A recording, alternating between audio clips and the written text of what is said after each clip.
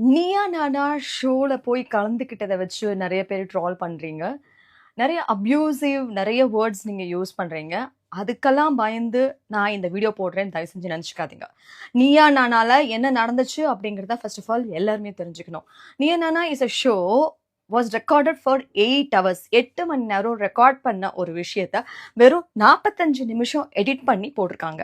அது மட்டும் இல்லாம நீங்க எல்லாருமே வந்து அன்எடிட்டட் வெர்ஷன் பார்த்தீங்கன்னா, என்ன நடந்துச்சு அப்படிங்கிற விஷயம் தெரியும். ஒரு பக்கம் வந்து டாக விரும்புறோம், அது மட்டும் இல்லாம தெருநாய்கள ஆதரிக்கிறோம்னு சொல்றவங்களோ, இன்னொரு பக்கம் வேண்டான்னு சொல்றவங்க அப்படின்னு தான் எடுத்தாங்க. ஆனா ஆப்போசிட் சைட்ல இருக்கவங்களுக்கு கொடுக்கப்பட்ட வாய்ப்பு தான் அதிகம். அதாவது எங்கெல்லாம் பிரச்சனை நடந்திருக்கோ அவங்களெல்லாம் தேர்வு செஞ்சு உட்கார வச்சு அவங்க எக்ஸ்பிளனேஷனை கேட்ட கோபி அவர்கள் இந்த சைட்ல எதுக்காக வேணும் அப்படின்னு நாங்க சொன்ன விஷயத்த அவர் கேட்கல. எப்ப வந்து மைக்ல நாங்க பேசணும் அப்படின்னு ஆரம்பிச்சாலும் இல்ல இல்ல பேசாதீங்க பேசாதீங்க, உங்களுக்கான சான்ஸ் வரும்போது நீங்க பேசலாம், வேண்டாம் வேண்டாம் வேண்டாம் அப்படின்னு சொன்னாங்க.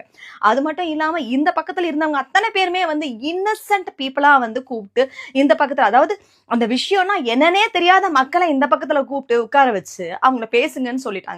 இந்த பக்கத்துல இருந்தவங்க வந்து முழுக்க முழுக்க அத பத்தின நிறைய விஷயங்கள் தெரிஞ்சவங்க மட்டும் இல்லாம, யார் யாரெல்லாம் பாதிக்கப்பட்டாங்களோ அவங்கள தேடி கண்டுபிடிச்சு கூட்டிட்டு வந்து ஒரு டாக் ஷோல உட்கார வச்சு, என்ன பண்ணணும்னு நினைச்சீங்க அப்படின்னு எங்களுக்கு தெரியல. என்ன நீங்க வந்து இந்த 2 பேரையும் வந்து மோத விட்டு அழகு பார்க்கணும்னு ஆசைப்பட்டீங்களா?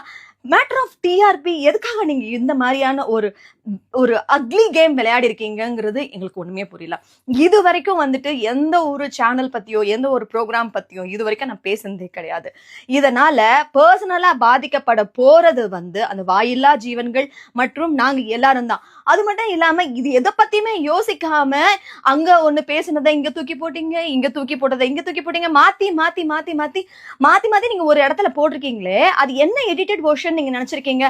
ஒருத்தங்க பேசும்போது இன்னொருத்தங்க சிரிக்கிறது இதுதான் எடிட்டட் வெர்ஷனா? What do you think? இத பாருங்க மக்களே, முழுக்க முழுக்க வந்து பெட்ஸும் நமக்கு வேணும். அதே மாதிரி அந்த வாயில்லா ஜீவனங்களுக்கும் நியாயம் கிடைக்கணும். அதே மாதிரி மக்களாகிய நாமளும் அவங்க கிட்ட கடி வாங்காம எந்த அளவுக்கு தோழமையோட இருக்க முடியும், அதுக்கான சொல்யூஷன் என்ன கிடைக்கும் அப்படிங்கிறதுக்காக தான் இந்த ஷோல போய் உட்கார்ந்தமே தவிர மத்தபடி வேற எதுக்குமே கிடையாது.